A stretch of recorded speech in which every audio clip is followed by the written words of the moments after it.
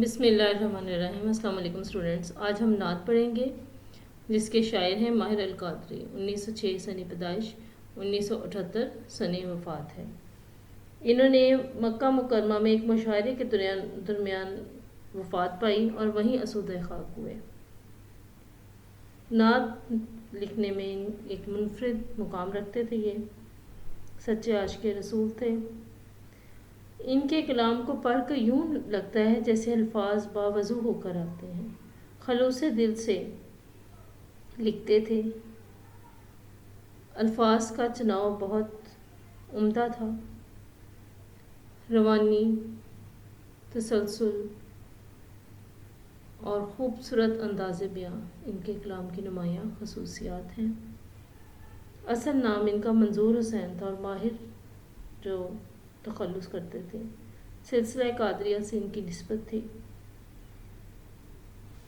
Students پہلے مشکل الفاظ کے معنی دیکھ لیتے ہیں۔ مقصد تخلیق، مطلب پیدا کیے جانے کا مقصد، کائنات کی تخلیق کا مقصد۔ حاصل ایمان، ایمان کا نچوڑ یا نتیجہ۔ گریزاں، بھاگنے والا، دور رہنے والا۔ کردار، سیرت۔ صداقت، سچائی۔ رنگ، یہاں پر لفظ جو ہے اخلاق کا رنگ، یہاں پہ جو رنگ لفظ ہے اس کا مطلب صورت، شکل ہے۔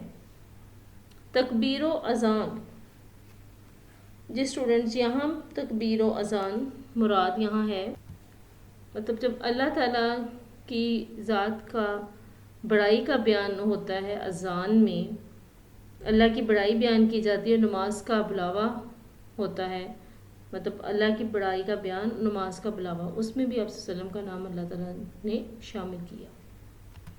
جی اسٹوڈنٹ، عظمت، بڑائی، اشکوں آنسوؤں، فاقوں، فاقہ کی جمع مطلب بھوک، بھوکے رہنا مطلب کئی دن۔ دہر، زمانہ، سر و سما، ساز و سامان۔ شائستہ، مہذب۔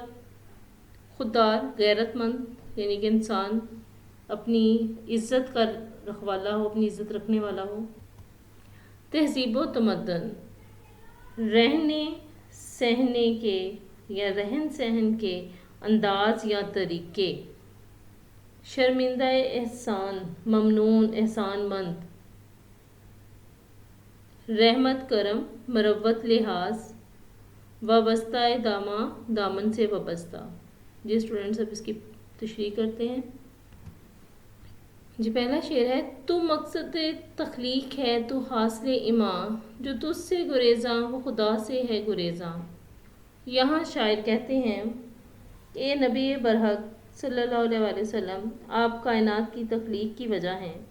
آپ صلی اللہ علیہ وسلم ہمارے ایمان کا لازمی جزو ہیں، حصہ ہیں، اور جو آپ سے دور ہوا، جس نے آپ سے گریزاں کیا، وہ خدا سے دور ہو گیا۔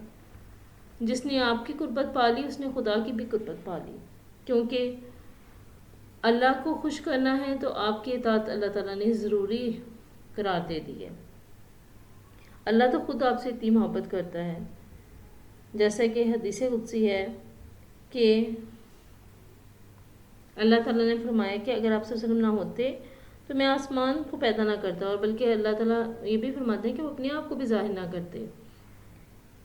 اللہ تعالیٰ نے اس کائنات کی تخلیق کی اور پس منظر میں دو اظہار اس کے کار فرماتے۔ ایک تو یہ تھا کہ اللہ تعالیٰ نے چاہا کہ مخلوق جان لے کہ کون خالق ہے، اور پھر یہ بھی جان لے کہ اس خالق کا محبوب کون ہے۔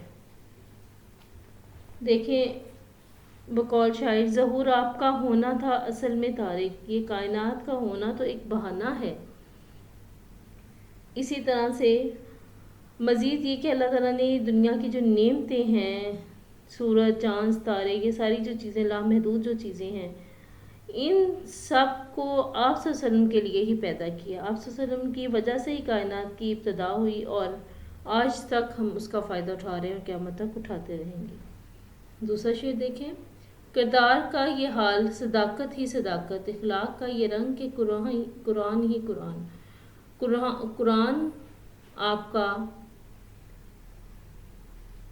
آپ کی ذات میں عملی نمونے کی صورت میں ہمیں ملا، یعنی کہ اللہ تعالیٰ نے جو باتیں کہیں آپ صلی اللہ علیہ وسلم نے اس کو عملی نمونے کی صورت میں انہیں کر کے دکھایا۔ آپ صلی اللہ علیہ وسلم کا کردار سراپا صداقت اور اخلاق قرآن کریم کا عملی نمونہ تھا۔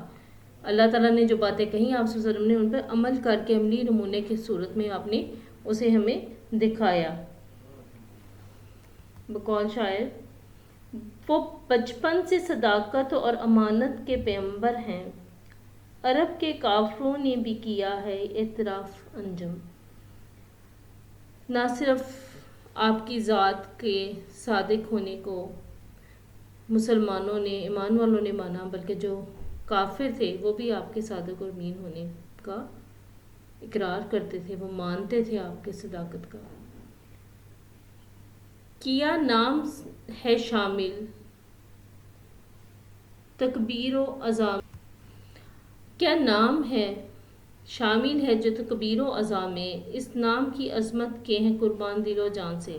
اب یہاں شاعر کہتا ہے کہ آپ صلی اللہ علیہ وسلم کا نام کتنا بابرکت نام ہے، اس نام کی عظمت کا یہ عالم ہے کہ یہ نام تکبیر و عظام کا لازمی حصہ ہے۔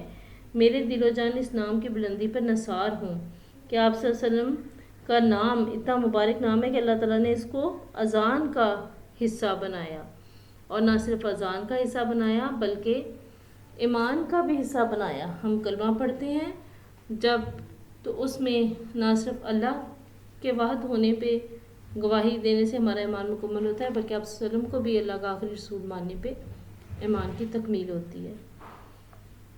قرآن پاک میں ارشاد ہے، بے شک ہم نے آپ کا ذکر بلند کیا۔ اسی مضمون کو شاعر نے اس طریقے سے بیان کیا ہے، ہو صورت نماز یا پھر ہو اذاں کا رنگ، دونوں میں جلوہ ریز ہے تیری ہی آب و رنگ۔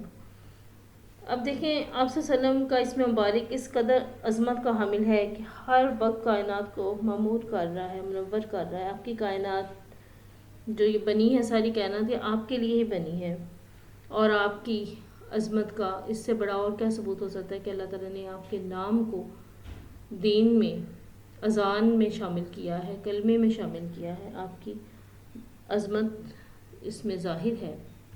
دنیا کے تمام اسلامی ممالک میں، بلکہ جو غیر اسلامی ممالک ہیں، مسجد وہاں پہ بھی ہیں، ہر جگہ پر دن میں کئی مرتبہ اذانیں ہوتی ہیں اور آپ کا نام گونجتا ہے۔ آپ کا نام ازل سے ابد تک اسی طرح گونجتا رہے گا۔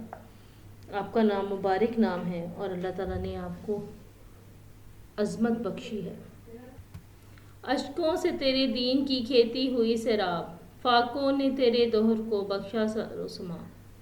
اب دیکھیں یہاں شاعر کہتے ہیں کہ آپ صلی اللہ علیہ وسلم نے دین کی خاطر ہزار قربانیاں دیں، بے شمار قربانیاں اور تکالیف برداشت کیں اور دین کی تکمیل کر دی، ہمارے لیے روشن دین ہمیں دیا۔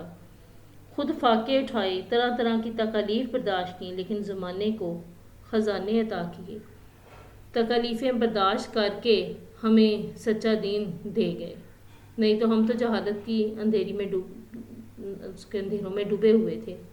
طائف کے لوگوں نے جب آپ کو تنگ کیا تب بھی آپ کے منہ سے ان کے لیے بد دعا نہیں نکلی۔ آپ نے کہا، آپ کا فرمان تھا، اے اللہ ان لوگوں کو ہدایت عطا کر، یہ نہیں مجھے پہچانتے کہ میں ان کا خیر خواہ ہوں۔ کھا کے پتھر بھی دے دشمنوں کو دعا، کب کسی میں یہ حوصلہ، آپ صلی اللہ علیہ وسلم کا صاحب۔ انسان کو شائستہ خوددار بنایا، تہذیب و تمدن تیرے شرمندہ احسان۔ اب یہاں شاعر کہتا ہے کہ آپ صلی اللہ علیہ وسلم نے سچی تعلیمات کے ذریعے سے انسان کو مہذب خوددار بنایا، اس کو عزت مند دار بنایا، اس کو غیرت مند غیور بنایا۔ اس لیے تہذیب و تمدن بھی آپ صلی اللہ علیہ وسلم کے احسان مند ہیں، ممنون ہیں کہ آپ نے انسانوں کو صحیح طریقے سے زندگی گزارنے کا ڈھنگ طریقہ بتایا۔ رحمت کا یہ عالم ہے، مروت کا یہ انداز، ماہر سا گناہ گار ہے وابستہ دامہ۔ آپ صلی اللہ علیہ وسلم کی رحمت کا یہ عالم ہے کہ آپ رحمت العالمین ہیں، اور شاعر کہتا ہے کہ میرے جیسا ایک عام سا گناہ گار انسان بھی آپ کی رحمت کے دامن سے وابستہ ہے۔ آپ کی رحمت کسی ایک شخص کے لیے محدود نہیں ہے۔ اللہ تعالیٰ کا ارشاد ہے کہ ہم نے آپ کو تمام جہانوں کے لیے رحمت بنا کر بھیجا۔ ہر شخص آپ کی رحمت سے فائدہ اٹھا رہا ہے۔ وہ نبیوں میں رحمت لقب پانے والا، مرادیں غریبوں کی پر لانے والا۔ اسے یاد کیجیے گا۔